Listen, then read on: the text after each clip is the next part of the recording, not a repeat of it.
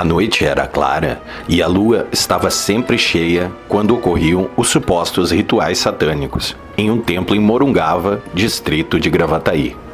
Mas resta nebulosa, por seus sigilos e mistérios, a história macabra que nas últimas semanas ganhou o mundo em TVs, rádios, jornais e sites, mobilizando a Polícia Civil Gaúcha, a Polícia Federal Brasileira e Argentina e até a Interpol. 4 meses de investigação sustentam que 2 empresários de Novo Hamburgo, para alcançar prosperidade nos negócios, encomendaram por 25 mil o sacrifício de 2 crianças a Moloch. É um demônio ancestral, citado tanto na Bíblia quanto em modernas teorias da conspiração. Sua evocação já se deu tanto em fake news, a partir de e-mails de Hillary Clinton vazados pelo Wikileaks, até as maluquices da existência de uma nova ordem mundial Illuminati, quanto a paranoia provocada pela revelação do suntuoso culto de poderosos, da política e dos negócios, aos pés de um gigantesco ídolo em Bohemian Grove, Califórnia.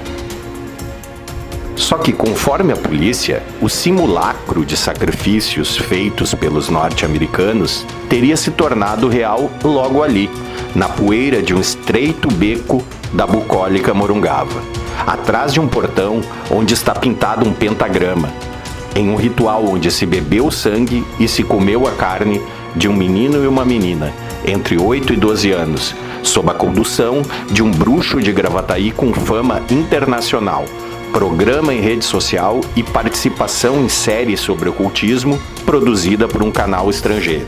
Para buscar outro ângulo, o seguinte acompanhou a entrevista coletiva sobre o caso e depois percorreu locais onde o suposto ritual teria acontecido e as crianças, possivelmente argentinas, de uma vila paupérrima de Corrientes, trazidas por um hermano que está entre os suspeitos, teriam vivido seus últimos momentos de horror.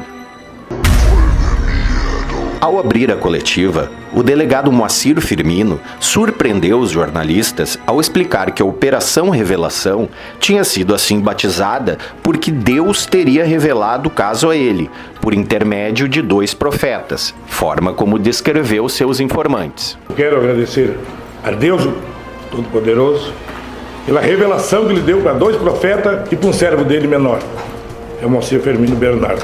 A revelação do caso foi dado por Deus. Por vezes, o veterano policial de 67 anos, ex-candidato a vereador e há 3 anos evangélico, mostrou desconforto com perguntas sobre quais provas técnicas ligam o bruxo aos outros 6 envolvidos, 4 já presos, sendo 3 de uma mesma família. Mas quem são esses profetas? Não posso. Mas eles eram E eles falaram para o senhor, eles que... Não, então se não deixar eu responder, não adianta. Delegado, eu estou respondendo uma pergunta. Provas técnicas, Eu vou dizer, eu disse que as provas técnicas, e vou dizer mais ainda. Tem DNA, tem alguma ligação? Só um momento. Na capa? Não, se eu continuar assim, o senhor vem aqui e fala. Vem aqui, pega aqui e fala. Se eu continuar assim, deixa eu terminar a resposta para a moça. Eu já dando outra resposta, essa resposta, se o senhor acredita, o senhor pergunta para Deus que ele vai dizer. Delegado, é que a gente está... Não, segunda assim, deixa eu responder para a moça. A moça me disse. É que está com delegado. A gente... Mantendo o sigilo sobre as provas, o delegado usou como argumento para a solidez das investigações o fato da justiça ter decretado a prisão dos suspeitos e a quebra dos sigilos telefônicos. O que não impediu que a inusitada presença de Deus e o diabo na cronologia da investigação fizesse com que, 1 hora depois da coletiva, o chefe da Polícia Civil Gaúcha, Emerson Vend, convocasse reunião para avaliar a técnica policial empregada no inquérito. César Pérez, presidente da Associação dos Criminalistas do Rio Grande do Sul, chegou a classificar as declarações como coisa da Idade Média. Ao fim, o arrebatamento, que teve como apogeu a apresentação da capa do bruxo e de uma máscara achadas em um cofre, serviu para que mais detalhes fossem divulgados. O diretor de Polícia Metropolitana, delegado Fábio Mota, revelou a existência de uma testemunha-chave que flagrou parte do ritual e descreveu o estado das crianças, alcoolizadas, como mostram os laudos periciais. E o juiz Carlos Fernando Nochang, que no plantão autorizou a prisão dos suspeitos, confirmou que há provas contundentes naquele que diz se tratar de um dos crimes mais graves que presenciou em 15 anos de carreira. Da coletiva, a equipe do seguinte foi percorrer os passos dos supostos satanistas.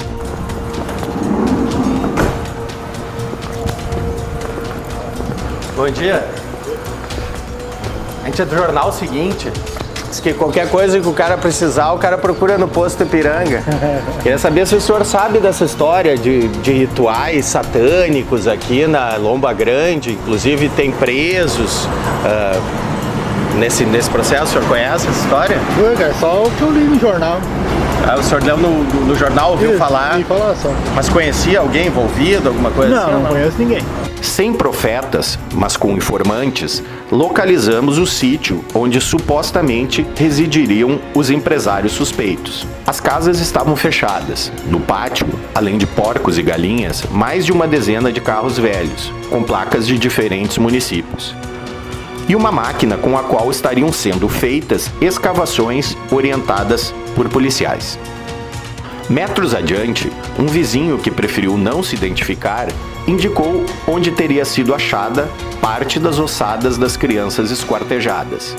As cabeças, supostamente decepadas em um torniquete durante o ritual, ainda não foram localizadas. Mas você já tinha ouvido falar alguma coisa disso aqui? Não.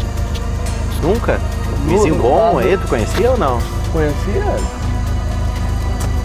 pra mim, eu acho que ele nunca ia ter coragem de fazer um negócio com ali, que ele era um cara bom, né, na verdade. E o pessoal tá com medo aí, alguma coisa? Já tinha ouvido falar alguma coisa desses rituais aqui ou não? Não, nunca. Primeiro largaram as crianças ali, né? Os corpos das crianças. Sim, acharam por perto aqui? Foi perto? Foi um pouquinho pra lá daquele galpão, lá pro lado direito da rua. Dentro do mato? Na beirada assim também, um pouquinho dentro do mato, assim, Daí, então, ninguém sabia, né? Daí foi em setembro, né? Daí, quando veio, eu cheguei aqui que eu tenho no meu cavalo, e eu cheguei aqui e falaram que tinha levado e mais o argentino que tinha fugido, não sei o quê, e era esse que estava envolvido nisso aí. Esse argentino tu conhecia já? Ele andava por aí? Ele trabalhava aí. Trabalhava com o quê? Ele trabalha com um negócio de madeira, ele derrubava eucalipto e fazia galpão, coisa assim. No lugar conhecido como Porto das Tranqueiras, os ossos teriam sido distribuídos em diferentes pontos para formar um hexagrama, a estrela de Davi, que para alguns é um símbolo místico dos 4 elementos: água, terra, fogo e ar, e para outros uma representação de 666, o número da besta. E aqui, o lugar onde as crianças foram desovadas, vê até um capacete, um lugar bastante ermo, pouco movimento, cheiro de animais mortos. Sinistro. Conforme as investigações, para iniciar o ritual, sob a orientação do bruxo de Gravataí, um dos empresários teria levado uma Bíblia até o altar de uma igreja, derramado o próprio sangue, renegado Jesus Cristo e depositado no templo, onde o livro sagrado ficou aberto por 7 dias, esperando a manifestação do demônio, antes do sacrifício de inocentes supostamente ter curso em uma construção abandonada na Lomba Grande. O seguinte foi procurar a igreja. Na São José, paróquia mais próxima do Porto das Tranqueiras, a história já era conhecida. Parece coisa de filme, né? Sim, eu nem olho filme, porque eu não posso olhar, me dá uma agonia. Mas eu defendo a vida, a vida. Eu digo, já que eu atendo milhares de pessoas, eu sempre digo, eu amo vocês, eu amo as pessoas. Eu não vejo defeito em pessoas. E teve fiéis, teve pessoas da comunidade aqui católica que vieram comentar esse caso com a senhora? Vieram comentar e falaram simplesmente um absurdo. Se Deus deu a vida para nos salvar, como é que agora vai? A gente não precisa tirar a vida de ninguém para alguma sorte, uma coisa assim. Isso não precisa, não. Mas o sangue teria pingado no Sagrado Coração de Jesus, no bairro Santo Afonso, em Novo Hamburgo. Conforme o padre Luciano Martins de Almeida, o caso foi assunto na missa de domingo. Olha, nós não temos conhecimento se de fato esse pessoal veio aqui com a Bíblia, enfim, e negou Jesus Cristo, pingando uma gota de sangue na Bíblia. Isso são informações que o jornal trouxe de como aconteceu o episódio, mas nós não sabemos se foi aqui. Inclusive ontem na missa nós tratamos disso, falamos da barbaridade que é um crime desse. Quando a gente pensa que já viu tudo da humanidade, a gente ainda descobre coisas piores, mas nós não sabemos, não temos conhecimento que se aconteceu aqui ou não. O senhor sentiu medo na comunidade? Não, medo não. A comunidade só ficou entristecida, porque alguém que quer ganhar dinheiro às custas de vida inocente, né, não é uma pessoa que conhece Deus, que tenha Deus no coração, é alguém que não tem princípios. É difícil tratar essas questões de Deus, diabo, com a comunidade. Como é que você trabalha isso? Não é difícil de tratar porque a comunidade católica crê na existência de Deus e crê também na existência do demônio. E sabe que o demônio usa de muitos artifícios para poder tirar os filhos de Deus do caminho. Ontem, inclusive, na missa nós falávamos disso, que quem se afasta de Deus, logicamente, né, vai dar oportunidades ao diabo de fazer esse tipo de coisas na sua vida e de levar a pessoa a cometer esses crimes. Mas a comunidade não vê dificuldade em tratar desses temas. Tá provocando medo na comunidade? Com certeza, né? Trouxeram essas crianças de longe, não era daqui, né? Para fazer esse tipo de serviço é uma coisa muito ruim. Como é que eu digo? A população fica apavorada com isso. Quem tem criança pequena também, tudo fica apavorado, com medo que poderia acontecer com eles também. Seguimos em direção ao suposto templo satânico de Gravataí. Antes, uma parada para conversar com o jornalista Andrew Fischer, que há 3 dias registrou ocorrência policial após ser ameaçado por 2 homens que acredita serem seguranças, quando produzia uma reportagem no local. Andrew, na semana passada foste até o suposto templo satânico e foste ameaçado lá. O que aconteceu? Assim, eu fui lá para conversar com alguém que estivesse no templo, como no dever jornalístico, entendeu? Como não havia ninguém na casa, eu tirei apenas 2 fotos. Uma da faixa do portão ali, que é a fachada da casa, e outra pelo vão ali, onde passa a corrente, tirei uma foto de lá de dentro. Feito isso, atravessei a rua e fui no vizinho ali, que o vizinho estava na garagem da casa. E aí eu me identifiquei, assim, eu sou jornalista, estou fazendo uma matéria sobre esse templo aí. E aí essa pessoa disse assim, não, tu tem que falar com esses 2 caras aí. Aí eu olhei pra trás, tinha 2 caras vindo. E aí eu fiz assim pra cumprimentar eles não fizeram nada, eles me ignoraram. E aí eu pensei assim, então vai dar problema aí. Aí eles disseram assim, o que tu tá tirando foto aí, meu? Eu falei assim, não, é que eu sou jornalista, falei a mesma coisa que eu falei pro senhorzinho anterior, né? Sou jornalista, fazendo uma matéria, e aí parou aí ele falou assim, não, mas isso aqui não é pra tirar foto, vamos apagar aí as que tu fez. Aí eu olhei assim, não tinha chance, né, porque eu tava no meio do deserto ali, no meio da rua, não tinha nada ali, e tava só eles, deserto forte e tal. Aí eu falei assim, tá, vamos apagar. Aí eu apaguei as fotos, tive que mostrar pra eles ainda quais fotos que eu tirei, e aí eu apaguei as 2, e aí eu falei assim, não, ele falou assim antes, né, ou apaga ou tu perde o teu celular. Apaguei. Aí eu perguntei pra ele assim, tá, o que acontece aí nesse local aí? Aí ele disse assim, eu não posso falar sobre isso, agora segue o teu caminho. Após captar imagens do templo e verificar que não havia ninguém na propriedade de Morungava para dar entrevista, conversamos com os únicos vizinhos que aceitaram falar.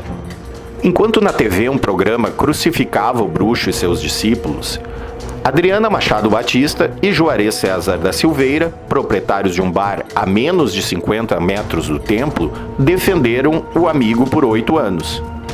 o casal conta já ter participado de rituais, de salgadinhos e bebidas. Sangue, nem de crianças indefesas, nem de animais indefesos, garantem. Não foi feito nada aqui. Eu falo que eu participo ali algumas vezes do ritual dele, não tem nada de. Não tem coisa de sangue, não tem bicho, de convívio, não tem nada disso. Não usam não fazem nem sacrifício de animais. Nada disso. É só. É mesa com salgadinho, tem uma bandeja que faz com frutas. É só isso aí que ele faz, não tem nada de. Além de. O ritual dele é só. Tantas pessoas que fazem ritual com ele, pode confirmar que a pessoa que faz ritual. Sim, ele é uma pessoa conhecida aqui na comunidade, é uma pessoa querida na comunidade. Deus livre, todo mundo assim tão chocado com essa história aí. Ninguém acredita nessa história, né? Assim não acredita. Sim. E que tenha feito alguma coisa aí ou não. Eu participei já várias vezes ali do ritual dele. Portanto, ele agora que estava voltando, porque ele não estava morando aí, né? Já teve, porque não morava aí, quem estava era a mulher dele. E aí, o dia que a mulher dele se mudou, ele veio pra aí. Foi o dia que a polícia veio.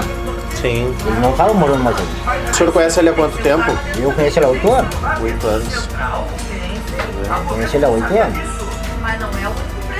E já participei de 2 anos que eu participo ali. Ele até estava meio afastado, porque a ex-mulher dele estava ali, né? Daí ele quase não vinha mais ali. Aí o dia que a mulher dele se mudou, ele veio, né? Aí foi no dia que a polícia veio, ele pegou ele. A senhora também conhecia o né? Também não acredita nessa história? Claro que não. A senhora frequentava também? Sim, eu frequentava ali, junto ali nos rituais que ele fazia.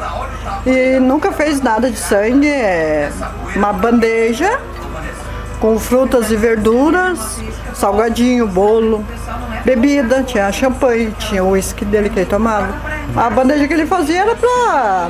Como é que eu vou te dizer? A bandeja que ele faz ali, ele bem dizer o tipo de uma bandeja que a gente faz no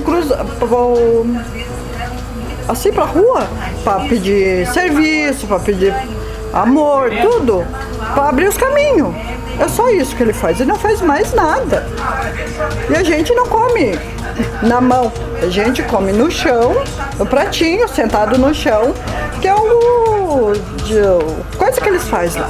Mas daí de matar criança, nunca. Na minha frente não, porque eu tenho meus netos, eu tenho meus filhos, eu não ia aceitar a primeira coisa, eu ia me avançar nele. Mas Deus o livre, aqui nunca fez isso. É uma grande surpresa, então. Pra mim é uma grande surpresa. Ele ajuda todo mundo. Meu marido, quase mataram meu marido aqui. Ele se meteu para ajudar meu marido. Ele ajudou a minha falecida sogra, ele levou nós nos hospital. Ele é um cara servente, assim, ó, ele leva nós para tudo que é lado. Eu não posso dizer que o cara não presta. Por falar, todo mundo fala. Aqui nessa rua aqui, eles me chamam de bruxa, batuqueira, de tudo que é nome. Você não entende? Isso aí eu também podia dar parte na delegacia, não é? E eu não dei parte, eu aguento tudo nosso do peito. Tem a minha bruxa ali, ó, que é da minha falecida mãe.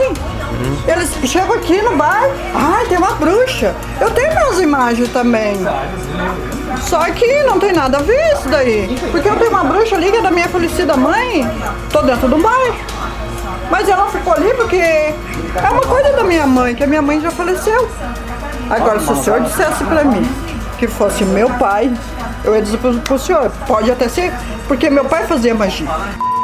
E coitado ali, faz tipo de magia. Meu falecido pai fazia magia. Isso existe, então? Claro que existe. Existe outros tipos de magia, mas não que nem magia. Magia que nem eles falam de criança, você faz. Existe. Hoje em dia existe tudo, né? Sim. Existe tudo, mas não faz. Bondade. E tanto que ele tem uma neta. Uma bisneta, ele tem uma netinha e uma bisneta. Bem capaz, a guriazinha ama ele. A primeira mulher dele. A guriazinha ama ele. Ótimo, assim, ó, uma pessoa de classe. Um homem que sabe conversar. Vinha aqui, nunca falou mal de ninguém. A senhora acha que pode ter preconceito não, eu religioso acho, envolvido? Também tem, porque assim, a gente como é da religião, todo mundo taca pau. Eu sou uma delas. Ninguém gosta de mim porque eu sou batuqueira. Não rejeita a minha religião pra ninguém. Eu sou batuqueira, vou morrer batuqueira. Eu já vim de berço. Todos os meus irmãos, nós temos tudo isso, somos batuqueiros. Nós tivemos de família de batuqueiro. E as pessoas vêm pra cá pra morar e as pessoas não aceitam esse tipo de coisa. Faz 8 anos que tá aí. Eles não aceitam. Botou aquelas imagens ali na frente. Mas por causa do que ele botou aquelas imagens? Por causa do olho grande. As pessoas não aceitam. Daí tem aquela estrela ali. Tinha uma Zaiga ali, que era a mulher dele. Ninguém aceitava aquilo ali. Eu ia botar. Aqui, eu ia botar 2 Exu cruzados, 2 Exu sentados. Porque as pessoas sempre me ofenderam. O que tem eu botar uma imagem dentro do meu pátio? Não vou lhe agredir. O senhor não tem nada contra mim, o senhor vai conversar comigo, mas tem muita pessoa que passa aqui, me dá um oi, mas com medo de mim. Eu não faço nada, eu não tenho tempo nem de limpar minha casa. Cuida dos meus netos, que nem ele, o coitado, veio para limpar a casa dele ali. Porque a mulher dele tinha saído. Porque são separados. E daí ela saiu e ele veio limpar o sítio e não estava fazendo nada de mal. E eu tenho certeza que foi. Eu tenho certeza que ia fazer esse tipo de coisa e ele não fez. De um lado, a polícia, com o aval da justiça que decretou as prisões, e sustenta ter provas que ligam o bruxo, seus discípulos e clientes ao ritual macabro que teria levado 2 crianças a mortes brutais. De outro, além dos suspeitos negarem tudo e alegarem que nem se conheciam, irmãos de religião do ocultista não acreditam nas acusações. Certeza apenas que estamos diante da investigação daquele que já é um dos crimes mais bárbaros e de maior repercussão na história do Rio Grande do Sul, se assim for provado.